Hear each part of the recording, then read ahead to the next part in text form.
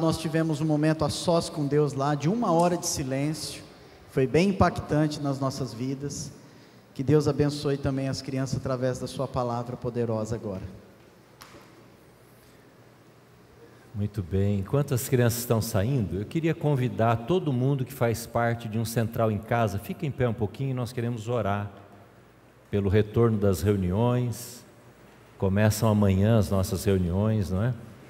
Queremos dizer que vocês fazem parte de uma forma muito particular, muito própria e muito especial da visão da igreja, de termos as nossas casas abertas para oração, para estudo da palavra, para pastoreio mútuo. Nós queremos orar por cada um. Quem sabe é a hora de você também procurar uma dessas pessoas aí, dar uma olhada, quem que você pode perguntar. Quem sabe é a hora de você se integrar em um grupo do Central em Casa para começarmos juntos essa semana.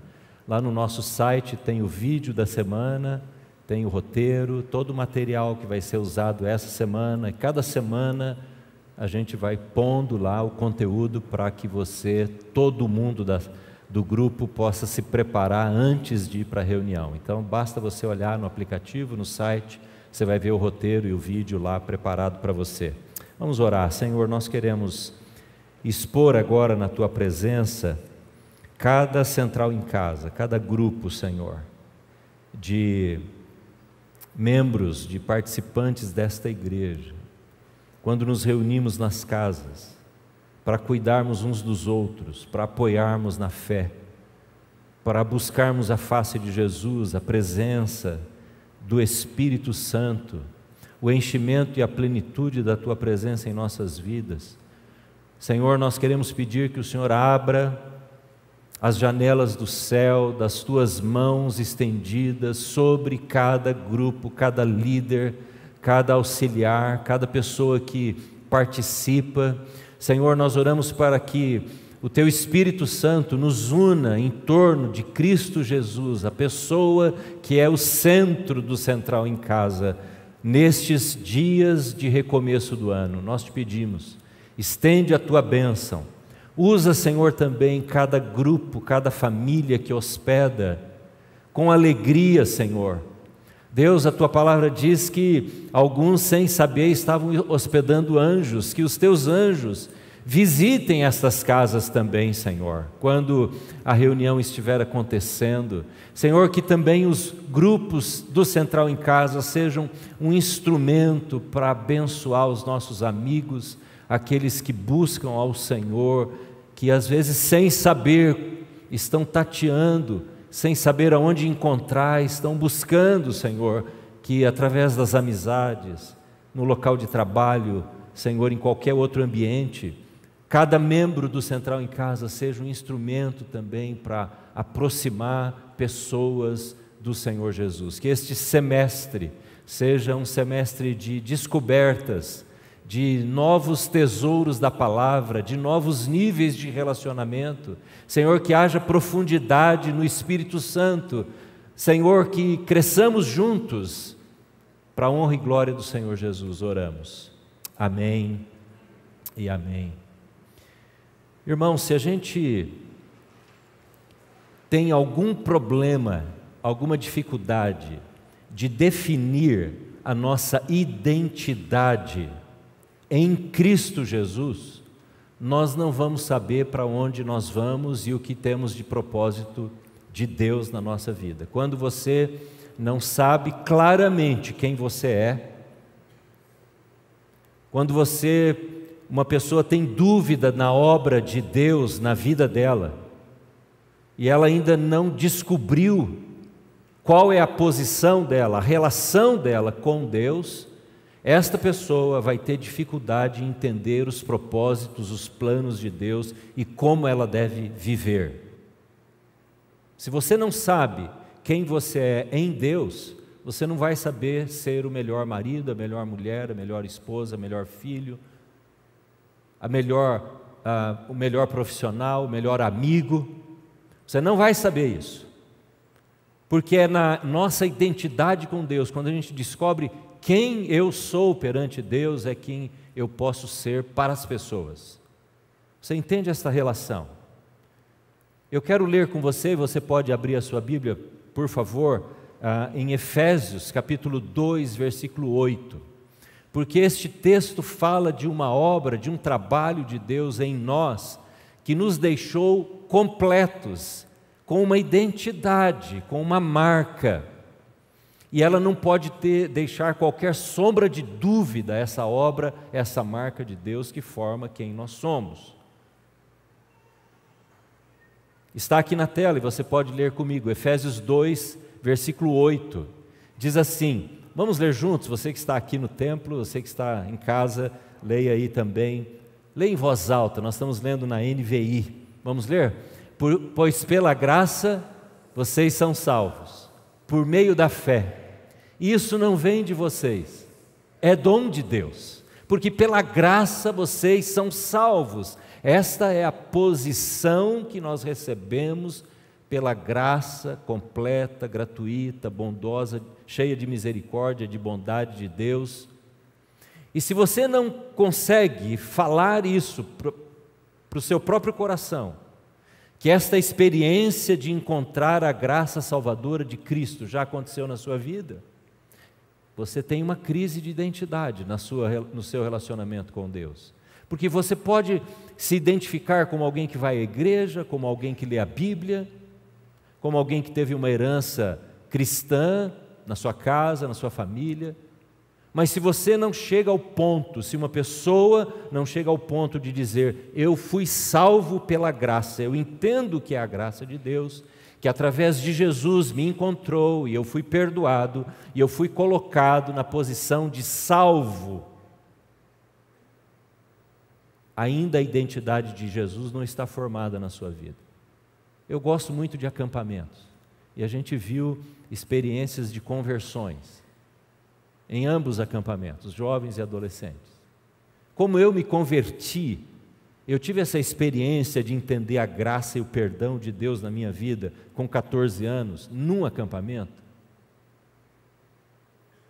Então, para mim, essa oportunidade da igreja abençoar adolescentes, jovens, às vezes crianças, num acampamento, marca indelevelmente a vida de uma pessoa que é tocada pelo Espírito Santo num evento assim.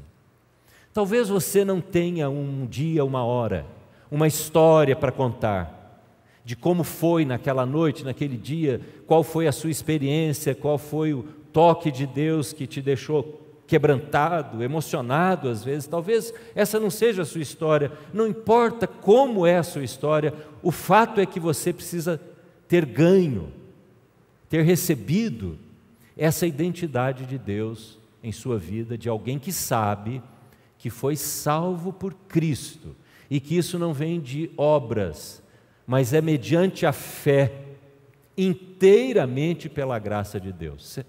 Você precisa ter essa identidade. Eu me converti a Jesus, eu sou discípulo de Jesus, não há dúvida na minha experiência com Cristo.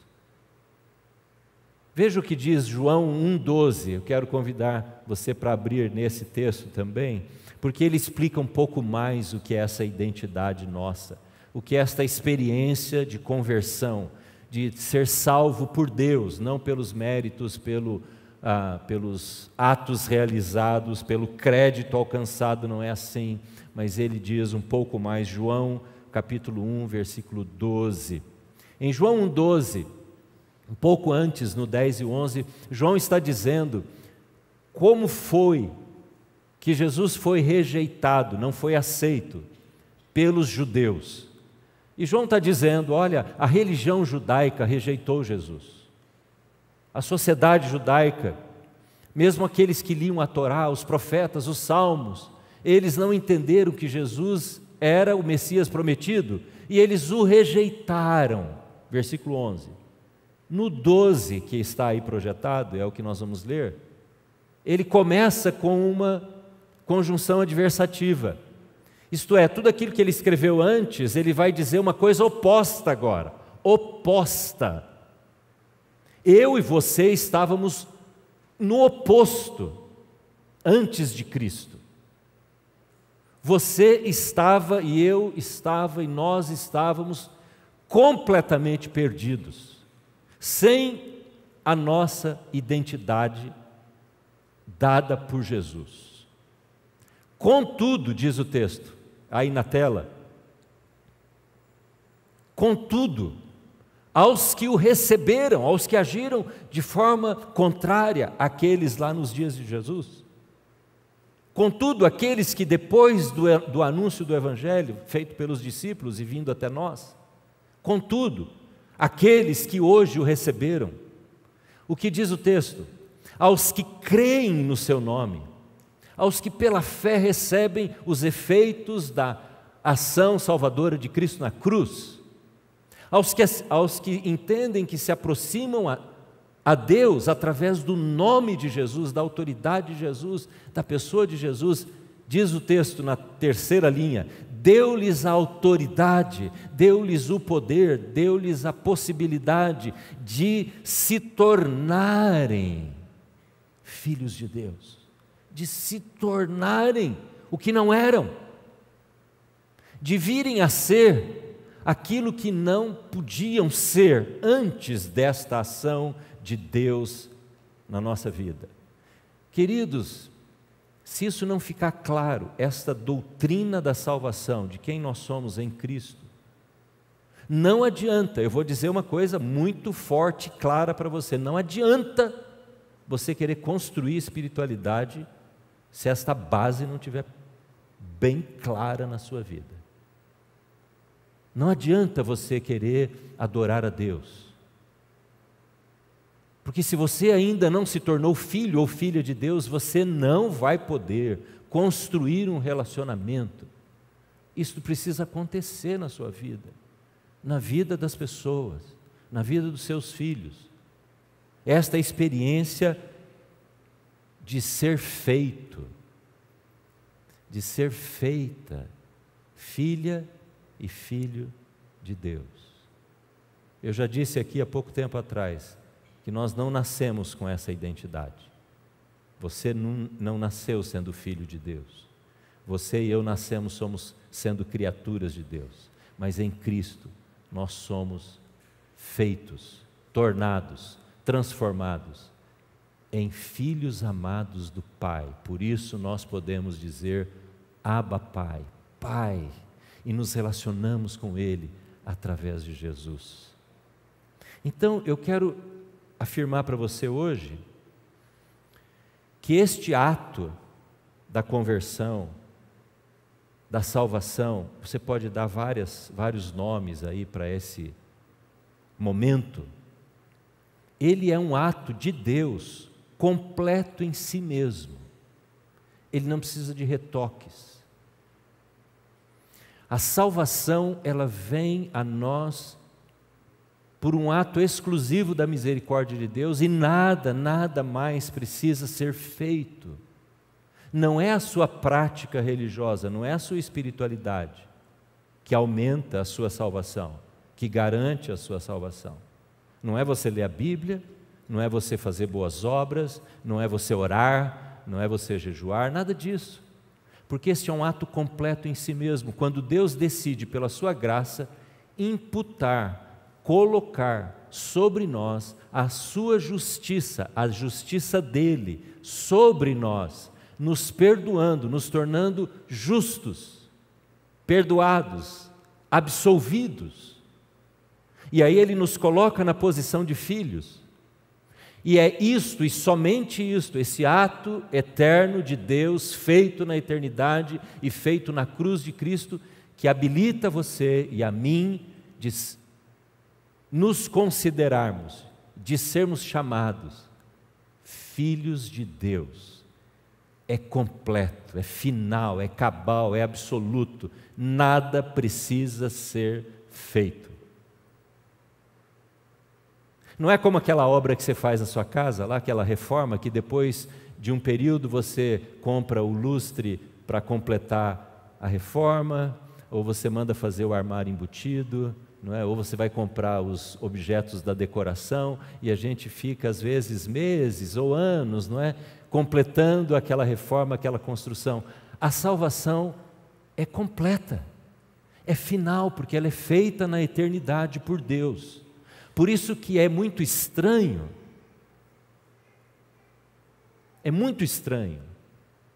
quando alguém que já teve este ato feito por Deus, que já teve este encontro no passado, lá em algum dia da história, viver com outra identidade.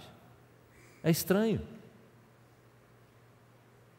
É como você rejeitar o seu pai e a sua mãe, rejeitar o seu sangue, o seu DNA familiar e dizer: eu não sou mais dessa família, eu não quero mais essa filiação, eu não quero mais viver em compromisso com essas pessoas. Não existe isso.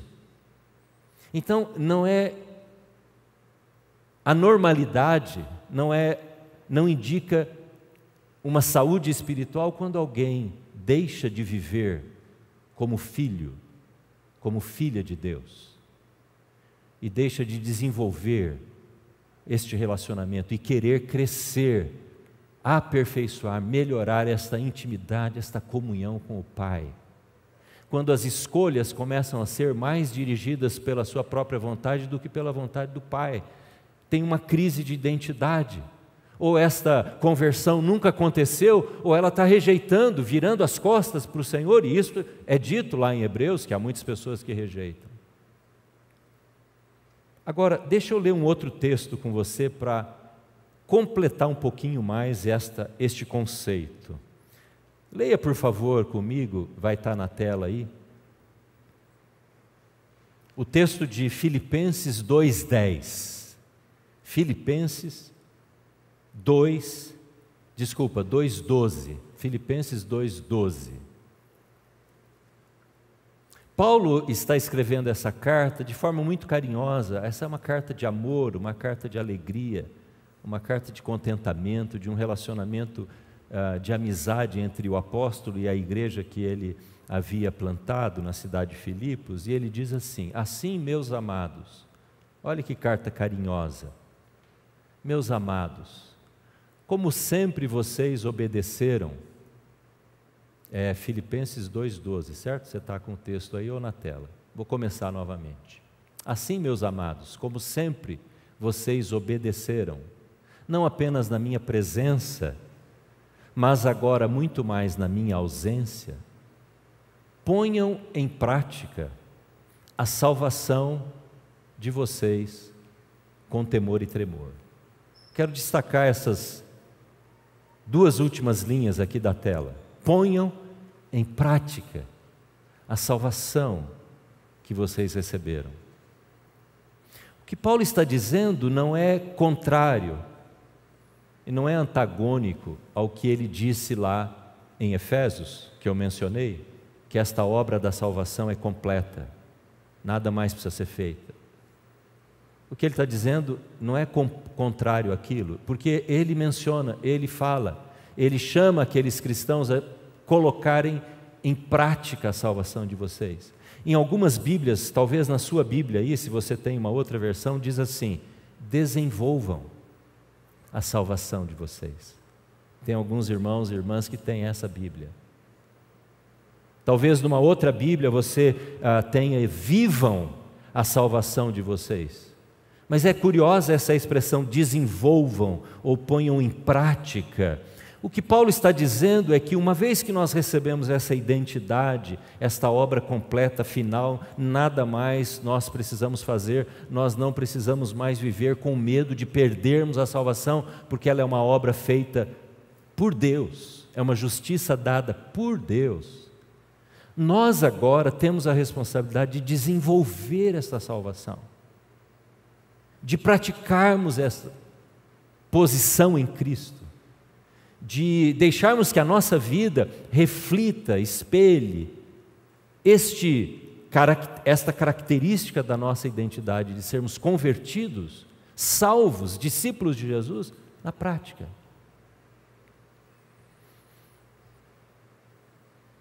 Nós vamos começar uma série aqui hoje, estamos começando hoje, isto é uma introdução, que vai falar sobre esse desenvolvimento da salvação.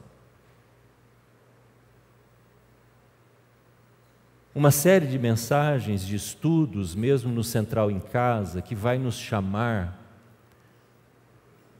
para aplicarmos na nossa vida com Cristo a identidade que nós recebemos dele. Esta série de mensagens tem a ver com este versículo de desenvolvimento da salvação.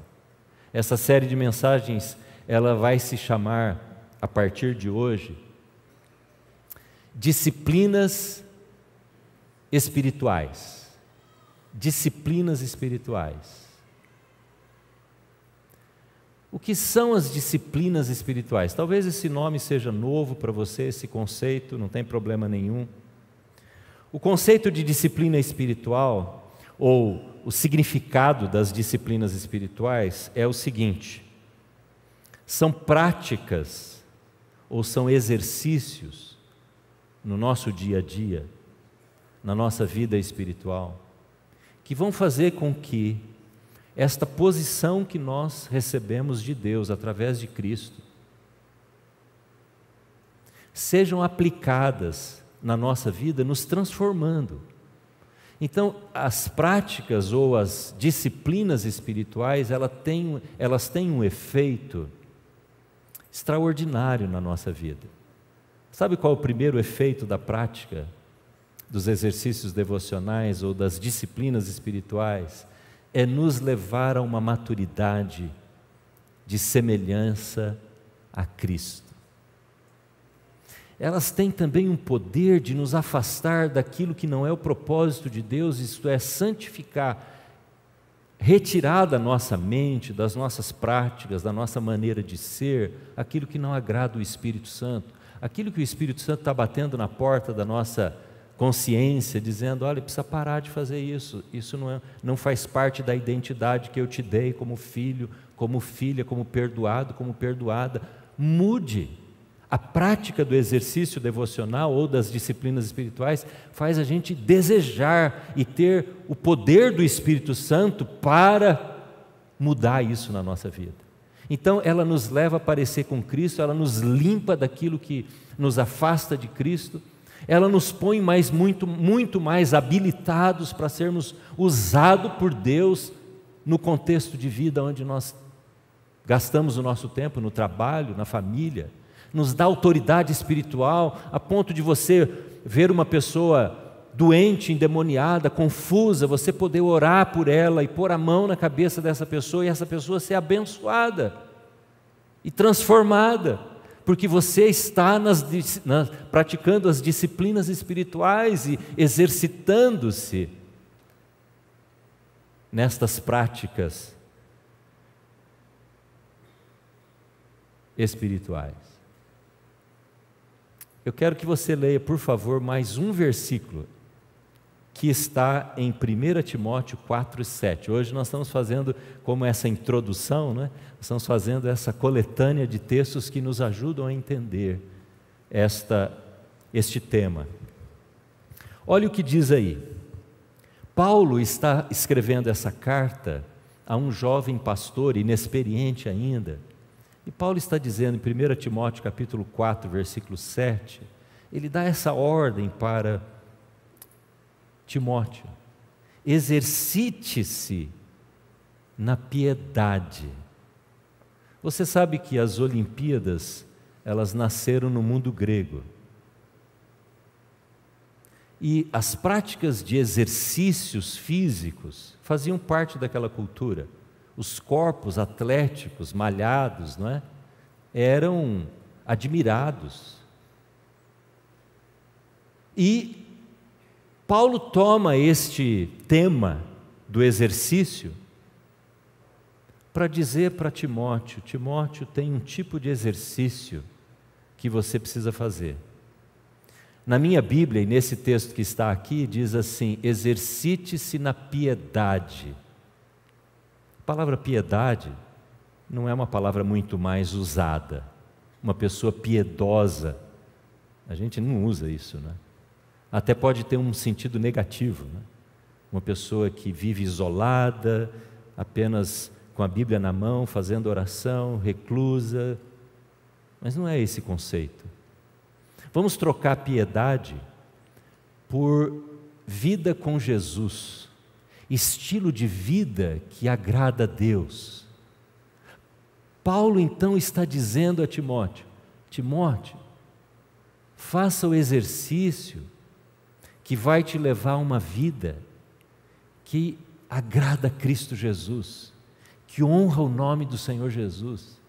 Pratique os exercícios que vão fazer bem para você, para que a sua identidade apareça na sua vida, para que as pessoas olhem para você e digam: aqui vai uma discípula de Jesus.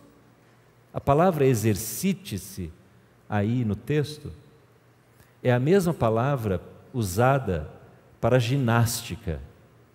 Na verdade, a palavra grega é gimnásia, de onde vem ginásio de esportes, por exemplo, de onde nós mudamos para academia. E é a palavra também para ginástica. Então, Paulo está usando uma palavra comum dos dias ali de Timóteo, dizendo: esse é o tipo de exercício que eu quero que você se concentre, no desenvolvimento desses músculos, desse vigor, dessa força espiritual. Eu não quero que você seja um discípulo tacanho, fraco, desanimado, derrotado. Timóteo, eu quero que você desenvolva os seus músculos espirituais de tal maneira que o caráter de Cristo apareça facilmente na sua vida. Que não seja difícil para você vencer um mau hábito, um vício, uma ira, um medo, uma tentação na área da sexualidade. Timóteo, você precisa ter um vigor que você olhe para essas coisas e diga: o Espírito Santo me enche de poder para lutar, o Espírito Santo me enche de força para testemunhar. Você não pode, Timóteo, estar abatido. E o texto todo aqui, se você ler a carta, Paulo vai todo o tempo dizendo: Timóteo, não se deixe ser amedrontado, não se deixe ser envergonhado, não pare de falar, você é um servo de Deus, você foi chamado por Deus, você tem uma identidade. E aí no meio disso ele diz: mas você precisa de exercício, você precisa de exercício. Se você não se exercitar, você vai levar pancada de todos os lados, e você vai ser desses discípulos que envergonham o nome de Jesus, que não conhecem o poder do Espírito Santo. Paulo está querendo que Timóteo, não apenas ele, mas a igreja onde ele estava, fosse esta igreja de gente comprometida, que por saber a sua identidade, vai em busca dessa identidade. É mais ou menos assim: você ganhou o seu corpo de Deus, você ganhou o seu corpo. Agora, o que você vai fazer com ele vai ser de inteira responsabilidade sua e minha, nossa. Cada um de nós cuida. Há fatores que nós não temos controle, uma enfermidade, não é? Uma questão genética, mas há tantas coisas. Aliás, a maior parte das coisas que estão relacionadas à nossa saúde dependem de nós mesmos. Deus nos deu a salvação, mas o que nós vamos fazer com ela depende do nosso interesse, decisão, desejo de termos os nossos exercícios espirituais. Essa é a introdução. Daqui para frente, a gente vai falar de alguns exercícios, simples assim. Eu quero convidar você hoje a entrar neste assunto. Quando você ouvir falar desta palavra disciplinas espirituais, não pense na disciplina como castigo, que esse é um dos significados da palavra disciplina, mas não é esse que nós estamos usando. Também não pense naquelas alternativas ou nas possibilidades acadêmicas, quando você tem que escolher as suas disciplinas lá da sua faculdade. Pense na disciplina como uma decisão de uma vida disciplinada que ama Cristo, e por causa deste amor, deste compromisso com Cristo, nós nos dedicaremos. Dedicação. Você sabe que uma das questões mais difíceis para quem está querendo fazer exercício físico é a disciplina, não é? Por isso é bom às vezes fazer juntos, né? Quando você vai mudar a tua alimentação, ter alguém que te apoia em casa, faz toda a diferença, não é? Ou alguém que vai fazer uma caminhada com você, faz toda a diferença. Quando eu corro os meus quilômetros lá e tem alguém aqui no meu ritmo, que não vai nem para frente, nem me deixa ir à frente, como é bom ter esse apoio, porque é alguém que está junto, sentindo a mesma coisa. É só ouvir a respiração dessa pessoa, já basta para impulsionar a gente junto. Quando você decide tomar essas decisões, né? Decide tomar essas atitudes na sua vida espiritual, você precisa estar perto de alguém. Então nós estamos iniciando agora esse período em que nós vamos exercitar juntos essas disciplinas. Nós vamos entrar num processo, convidar pessoas, você está convidado a entrar como igreja juntos nessas práticas da espiritualidade. Eu vou citar algumas. E essas que eu vou citar, algumas delas nós vamos gastar tempo, meditar nelas, conversar sobre elas no Central em Casa. A oração, jejum, confissão de pecados, adoração individual ou coletiva, meditação na palavra de Deus, a solitude e contemplação, a quietude, quando reservamos um tempo para silenciosamente entrar na presença de Deus, sem nada além do silêncio e de ouvir a voz de Deus. A comunhão, aprofundamento nos relacionamentos. O nosso tema do ano, a profundidade em relacionamentos. Esta é uma outra disciplina. Talvez nessa área você esteja bem longe dos aparelhos da musculação, da comunhão. Essa é a hora de você começar. Você está sendo chamado aqui para participar da vida comunitária da igreja. Você sabe uma disciplina espiritual que há muito problema entre nós hoje em dia? Descanso. Descanso. O Shabá é uma disciplina espiritual. Nós vamos falar sobre isso. Mas não é aquele descanso de deitar lá no sofá, se esparramar naquele buraco do sofá que você já tem lá na sua casa, né, no seu canto, e assistir série a tarde inteira, a noite inteira. Não é esse descanso. Não é o descanso de fazer churrasco a tarde inteira com a família. Isso é coisa boa, mas isso não é descanso do Shabá, da disciplina espiritual. E assim nós vamos passando por esses temas, porque esses temas, irmãos, fazem parte da espiritualidade antiga. Está na Bíblia. As histórias do Antigo Testamento que falam de jejum, de oração, de louvor, de adoração, de confissão de pecados, pano de saco. Elas fazem parte da história da igreja, dos nossos primeiros pais lá nos primeiros séculos da igreja. E nós estamos muito aquém na nossa vida. Eu disse para os pastores a semana passada, quando estávamos reunidos, estudando novamente, mais uma vez, esse tema. E eu vou confessar a você agora o que eu falei lá. Para mim, depois de 40 anos, como pastor pregando, tendo esse privilégio, essa alegria, esta é a série mais difícil para falar com vocês. Porque, assim como você, todo dia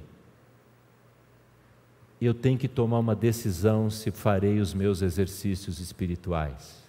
Todo dia. Porque um dos conceitos que nós temos, e você deve ter isso num pedaço aí da sua cabeça, da interpretação desse assunto, que estes assuntos de jejum, de oração, de meditação na Bíblia, de confissão de pecado, isso é para gente gigante na fé, não é para você. Você olha para você e diz, isso não é para mim, não consigo, Eu não consigo fazer jejum, não consigo orar, não consigo ter rotina espiritual na minha vida. E isso tomou conta da nossa maneira de viver. Tomou conta, dominou a gente. É como uma pessoa diz: eu não consigo parar de comer tal coisa ou beber tal coisa, não consigo.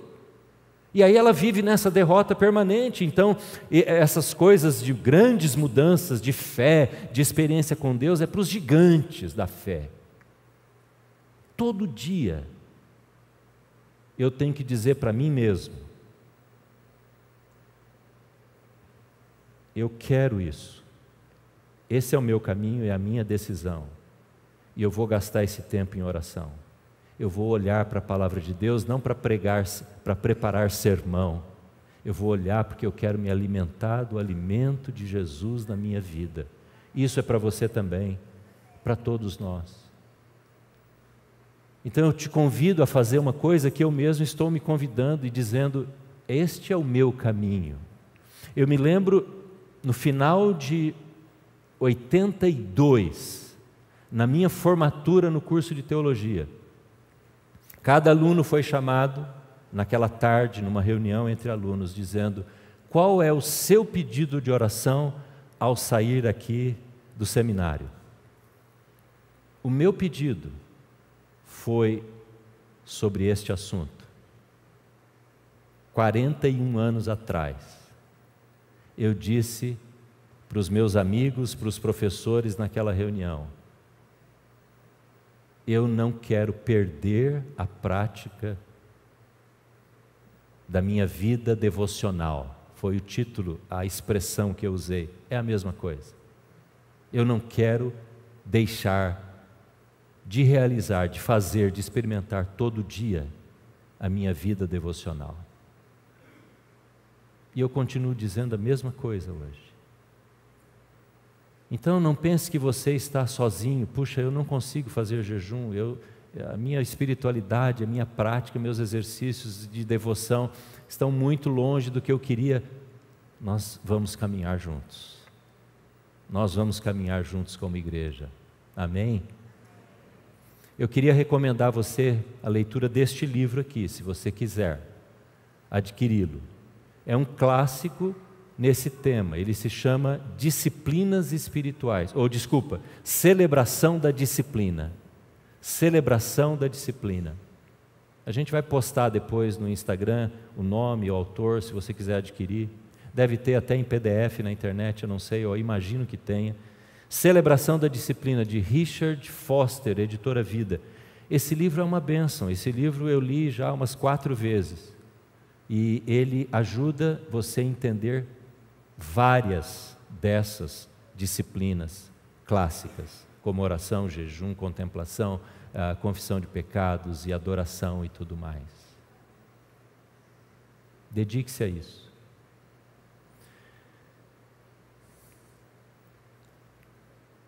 O Richard Foster aqui, num dos capítulos, ele inicia com a seguinte expressão, a seguinte frase: a superficialidade é a maldição do nosso tempo. Ele diz: a necessidade desesperada da igreja hoje, e ele já escreveu esse livro há mais de 20 anos, a necessidade desesperada de hoje não é a de um número maior de pessoas inteligentes e habilidosas, mas de pessoas com profundidade. Nós não precisamos de mais uma igreja na cidade, talvez. Nós precisamos de igrejas mais profundas, cristãos mais profundos. Sabe por que a gente tem crescido o número? O IBGE diz que a cada ano nós crescemos o número no Brasil, mas nós não fazemos diferença muito grande na nossa sociedade, porque somos rasos nos nossos compromissos com Cristo. E eu quero convidar você que participa aqui conosco, você que nos visita, talvez você seja de outra igreja, a entrar numa jornada hoje das disciplinas espirituais. E eu vou encerrar dando uma sugestão a você, convidando você para essa semana praticar, iniciar, quem sabe para você vai ser um início para alguns aqui vai ser um complemento só nessas práticas espirituais. Deixa eu lembrar com você um texto lá do Evangelho, quando Jesus dá a ceia para os discípulos. Ele termina a ceia, diz o texto que ele sai para o Monte das Oliveiras. E ele vai para o Monte das Oliveiras, leva os seus discípulos e vai ter aquele tempo de oração. Deixa os discípulos, sai para orar, ele volta, estão dormindo, e aquela conversa toda do momento em que Jesus é preso. Logo depois ele é preso. Jesus teve o momento da mesa, depois ele tem o momento da oração. Deixa eu voltar lá no início que eu falei. O momento da mesa é aquela experiência da conversão. Você se converteu, você vem para a mesa. Você é salvo, você é discípulo de Jesus, você entregou a sua vida a Cristo há 1 ano, há 10 anos, há 50 anos. Você está na mesa. A mesa não é uma salvação completa. A gente come do pão, a gente bebe do vinho, porque nós celebramos Jesus em nossa vida. Mas não significa que a mesa indica que está tudo já completo na nossa vida, porque esses homens, essas pessoas que estavam em volta da mesa, estavam brigando, discutindo quem era o maior, quem ia trair, de fato uns traíram, não é? Então a mesa é esta salvação, você já passou pela mesa, mas talvez você não tenha passado todo dia, você não está passando todo dia pelo Monte das Oliveiras, que é a prática dos exercícios, da disciplina, da oração e de todas essas outras coisas. Eu quero pedir para você andar até o Monte das Oliveiras, porque é ali que você vai desenvolver a sua salvação. É nessa disciplina da oração. Não se acomode pelo fato de você poder tomar ceia. Eu me converti, sou membro da igreja. Isso é o mais raso que nós podemos viver. Quero convidar você a se aprofundar. E foi lá no Monte das Oliveiras, na hora da oração, que Jesus mostrou quem eles eram. Foi lá no arrependimento, na vergonha de estar dormindo. Irmãos, você está dormindo agora? Em algumas áreas da sua vida da espiritualidade, você está inativo, você está dormindo, você está paralisado. Sua leitura da Bíblia, seu dia de jejum, há quanto tempo você não faz isso, ou nunca fez isso talvez? Há quanto tempo você não diz, Senhor, eu confesso o meu pecado? Quanto tempo faz que você não diz isso para alguém talvez? Eu errei com você, eu quero te pedir perdão. Isso é prática de exercício devocional. Eu quero te convidar para ir para esse lugar, não ficar parado na mesa. Não ficar estático porque você é convertido e membro de igreja. De forma prática, o que eu vou pedir e convidar você? Essa semana, ter um tempo de leitura da Bíblia e oração juntos. A gente, como eu disse, quando corre ao lado de alguém que marcha exatamente no mesmo ritmo, a gente fica animado. Mateus capítulo 6, eu te convido a meditar e a ler nesse capítulo durante essa semana. De segunda-feira até sábado. 6 dias, começa amanhã. Aí você vai escolher o seu horário, você vai ver que hora do dia você vai poder gastar esse tempo lá na leitura. Talvez seja 10 minutos, talvez seja meia hora. Talvez você comece com 10 minutos, termine com meia hora, porque o seu prazer na presença de Deus vai crescer tanto. Mateus capítulo 6. Nós vamos ler os pedaços que já estão lá. Se você usa a Bíblia aí, você vai ver que já tem as divisões naturais dos assuntos. Cada dia pega um pedaço daquele. Começa amanhã com o início do capítulo, os primeiros versículos, acho que são 5 ou 6, depois no outro dia você vai para o outro bloquinho, cada dia é um tema, até chegar lá no último bloco, que é aquele que a gente conhece, não busque em primeiro lugar o reino de Deus e a sua justiça, as demais coisas serão acrescentadas. Está lá no último bloco. Então, cada dia da semana, se você pode fazer isso em família, ótimo. vai ser melhor ainda.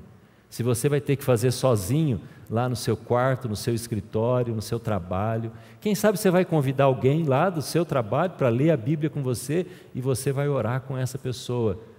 Mas nós vamos meditar com uma pergunta no coração, uma pergunta, fácil de guardar.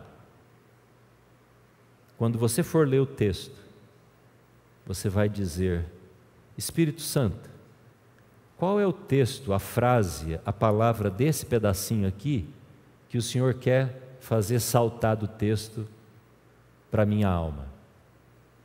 Qual é o alimento desse pedacinho aqui que o Senhor quer que eu ingira hoje, que eu me alimente? Essa é a oração da leitura bíblica, para que não seja apenas uma leitura de conhecimento, seja uma leitura de alimento. Quem vai querer isso? Quem está decidido a andar comigo nessa semana? Estou vendo um monte de mão erguida, não vou olhar para os que estão abaixados, né? Eu estou olhando para o copo cheio aqui, né? Muito bem, vamos ver o que o Senhor vai fazer conosco nessa semana, porque nós queremos, de fato, queridos irmãos e irmãs, viver uma igreja mais profunda na fé, uma igreja que faz exercícios espirituais. E então eu convido você a abaixar a sua cabeça e orar ao Senhor comigo agora.